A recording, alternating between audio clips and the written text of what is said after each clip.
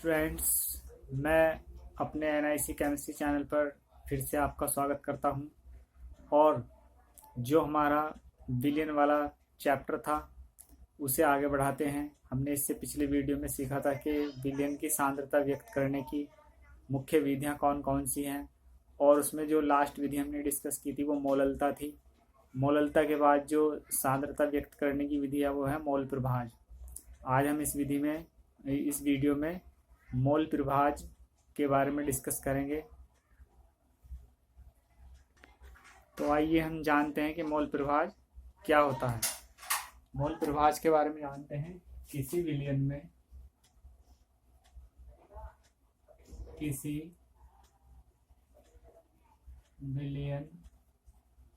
में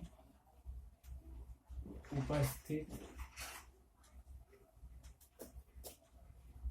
किसी एक घटक विलेय या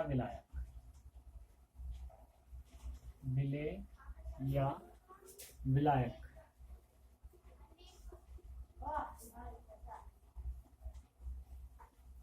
के मोलों की संख्या और उस विलयन में उपस्थित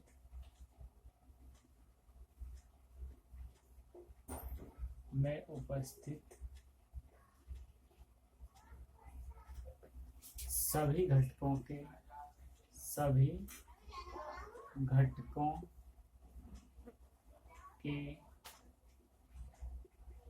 मोलों की कुल संख्या के अनुपात को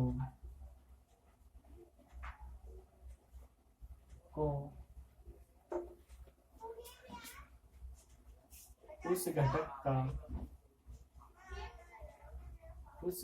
का मोल प्रभाज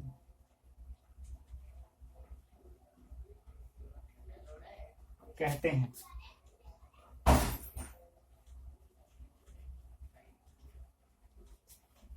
मोल प्रभाज कहते हैं। इसे समझ लेते हैं हम। किसी विलयन में उपस्थित किसी एक घटक, जो हमारा विलयन होता है वो दो या दो से अधिक घटकों से मिलकर बना होता है, अर्थात उसमें विलेय और विलायक हो सकते हैं। तो एक घटक या तो विलेय होगा या विलायक होगा। उसमें से किसी एक के मोलों की संख्या और उस विलयन में उपस्थित सभी घटक का मतलब विलेय और विलायक दोनों के मोलों की कुल संख्या के अनुपात को हम उस घटक का मोल प्रभाज कहते हैं। अर्थात विलेय का भी मोल प्रभाज निकाल सकते हैं और विलायक का भी मोल प्रभाज निकाल सकते हैं, और इसे हम x द्वारा दर्शाते हैं।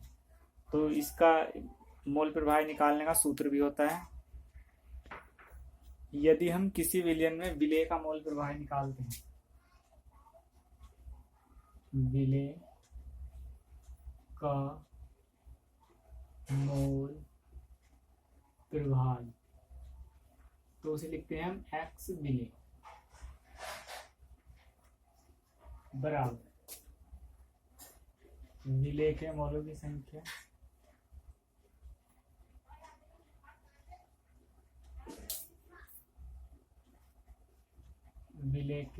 की संख्या बटे विलेय के मोलों की संख्या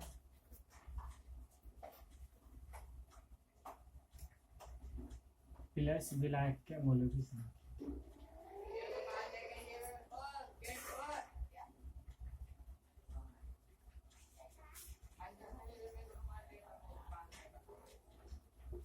इस सूत्र की सहायता से हम विलेय का मोल प्रभाज निकाल सकते हैं। विलेय का मोल प्रभाज x विलेय बराबर विलेय के मोलों की संख्या बटे विलेय के मोलों की संख्या प्लस विलायक के मोलों की संख्या। नीचे कुल मोलों की संख्या लिखनी है और ऊपर जिसका हम मोल प्रभाज निकाल रहे हैं उसके मोलों की संख्या लिखनी है। इस सूत्र को हम शॉर्ट फॉर्म में भी लिख सकते हैं। एक्स विलेय बराबर विलेय के मोल क्या होंगे हमारे विलेय बटे n विलेय, या यदि हम विलेय को a लिख दें, x a लिख दें, विलेय को हम a से दर्शा दें, हो जाएगा n a, और विलायक को लिख दें हम कैपिटल N B। तो इस प्रकार से हम इस सूत्र की सहायता से विलेय के मौलों की संख्या निकाल सकते हैं, जहां Na तो है विलेय के मौलों की संख्या, जहां Na बराबर विलेय के मोल और Nb बराबर विलायक के मोल, विलायक के मोल। इस सूत्र की सहायता से हम विलेय के मोलों की संख्या निकाल सकते हैं। इस सूत्र को जो है हम एक अन्य प्रकार से भी दर्शा सकते हैं। देखते हैं कि जो मोलों की संख्या होती है, मोलों की संख्या निकालने का सूत्र होता है, हम किसी पदार्थ का मोल निकालते हैं तो पदार्थ का भार बटे अणुभार। तो हम लिख सकते हैं विलेय के मोलों की संख्या बराबर विलेय का भार बटे विलेय का अणुभार, और Na हम लिख सकते हैं विलायक का भार बटे विलायक का अणुभार। Na और Nb b है, Nb यहाँ पे भी b और ये भी। Na और Nb की वैल्यू हम इसमें रख देंगे तो याद आएगा XA is equal to WA बटे स्मॉल a,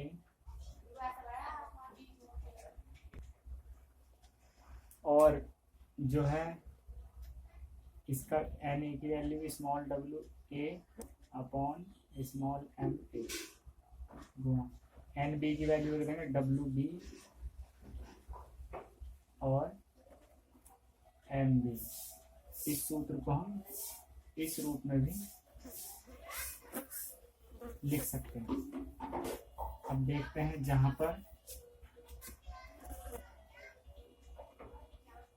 जहां स्मॉल WA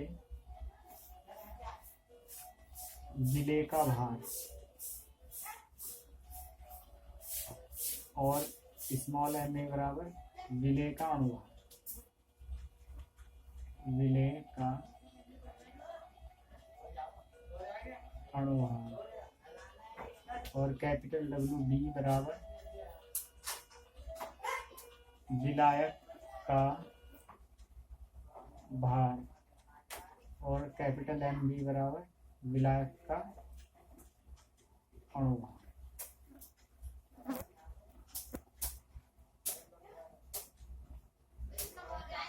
इस तरीके से हम मोल प्रभार निकाल सकते हैं। ये तो था विलेय के मोल प्रभार निकालने के लिए सूत्र। अब हम विलायक का मोल प्रभार सूत्र द्वारा कैसे ज्ञात करेंगे, आइए देखते हैं। किसी विलयन में उपस्थित जो विलायक होता है, विलायक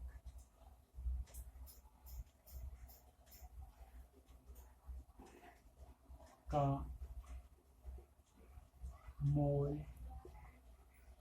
प्रभार, हम उसे X विलायक लिख सकते हैं।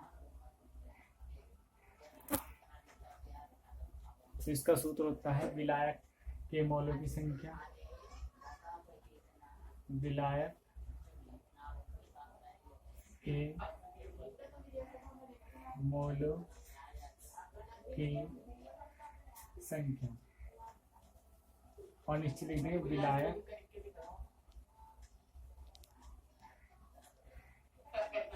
के मोल प्लस विलेय के मोल।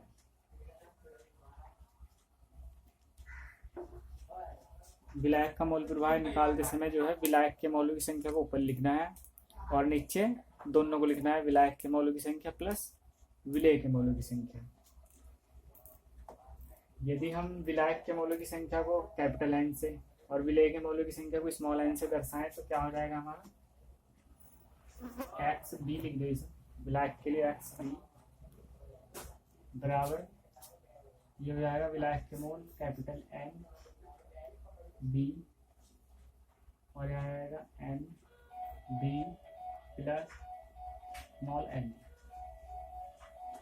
इस सूत्र की सहायता से हम विलायक का मोल प्रभाव निकाल सकते हैं, जहां एन बी तो है हमारा विलायक के मौलों की संख्या और एन ए है विलेय के मौलों की संख्या। अब यदि जो हमारा एन बी है अर्थात विलायक के जो मोल है उसे हम विलायक का भार बटे विलायक का अनुभार लिख दें, और जो एन ए है हमारा उसे हम विलेय का भार बटे विलेय का अनुभार लिख दें। तो सूत्र क्या बनेगा हमारा, एक्स बी बराबर एन बी की वैल्यू रख दो डब्ल्यू बी बटे capital N B upon W B बटे M B plus small W A बटे स्मॉल ए। ये सूत्र भी विलायक के मोल प्रभाव निकाल सकते हैं इससे भी, जहां डब्ल्यू बी तो है, जहां कैपिटल डब्ल्यू बी बराबर विलायक का भार और एम बी है विलायक का अनुभार, विलायक का अनुभार और स्मॉल एम बी है विलेय का अनुभार, विलेय का अनुभार और स्मॉल डब्ल्यू ए है स्मॉल डब्ल्यू ए है विलेय का भार।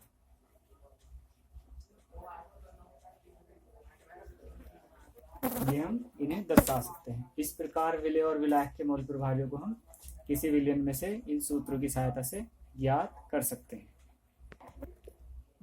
विलेय के मोल प्रभाव से संबंधी एक बात का और ध्यान रखें कि किसी विलयन में उपस्थित सभी अवयवों के मोल प्रभावियों का कुल योग एक होता है, अर्थात विलयन में उपस्थित सभी मोल प्रभावियों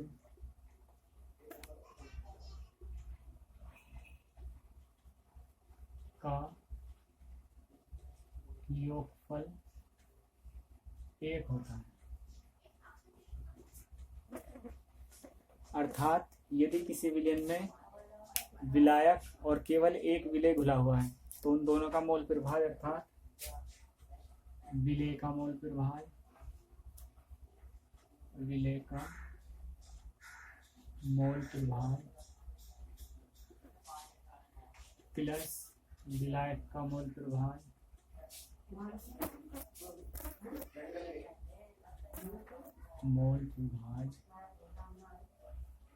बराबर एक, अर्थात एक्स ए प्लस एक्स बी बराबर एक।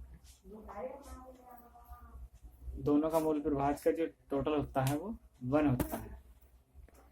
यदि कोई विलयन इस प्रकार का मिश्रण है कि उसमें दो से ज़्यादा 3, 4, 5 कितने भी पदार्थ घुले हों तो उनका मोल प्रभाव हम कैसे करते हैं।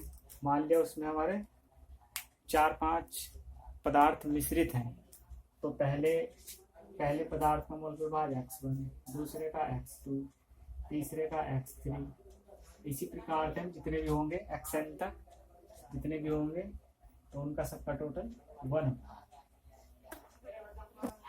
अर्थात किसी विलयन में उपस्थित सभी अवयवों का मोल प्रभाव जो है वो एक होता है। इसके बाद देखते हैं मोल प्रतिशत। मोल प्रतिशत।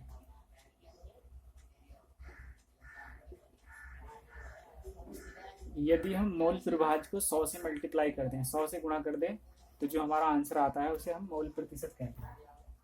मोल प्रभाज्य को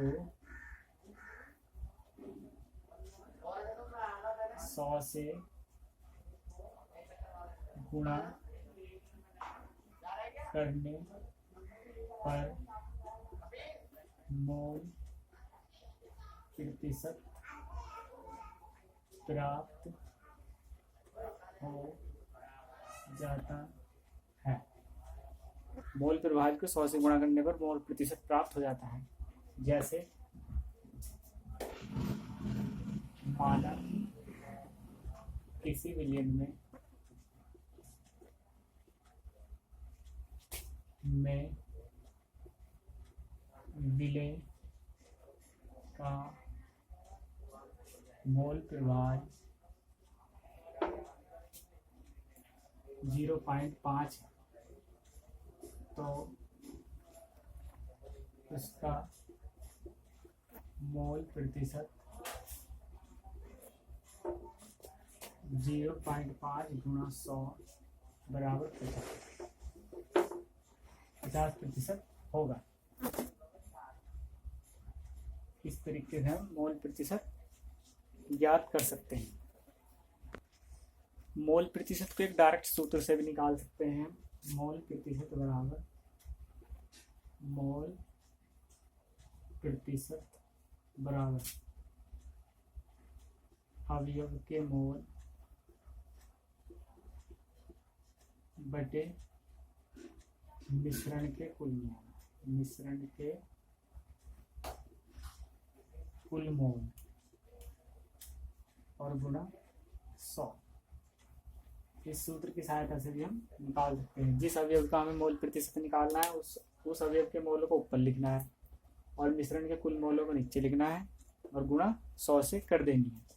इस प्रकार से हम मोल प्रतिशत निकाल सकते हैं।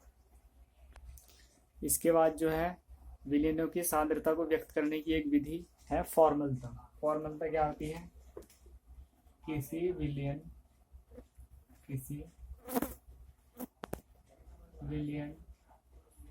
के 1 लीटर आयतन में घुले पदार्थ के सूत्र द्रव्यमानों की संख्या को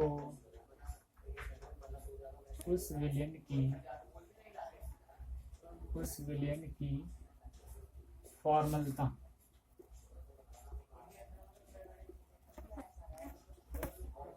ऐसे दर्शाते हैं, कहते हैं।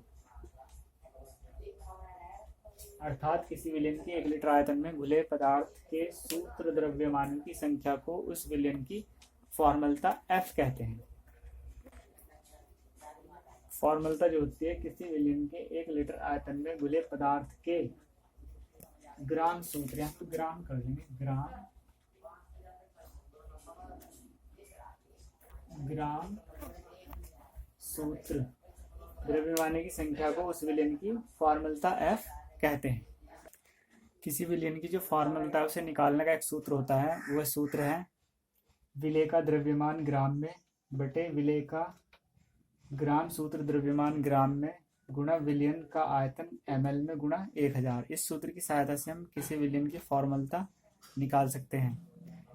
वीडियो अच्छी लगे तो लाइक करना, चैनल को सब्सक्राइब करना और अगली वीडियो में हम आगे के टॉपिक को डिस्कस करेंगे। धन्यवाद।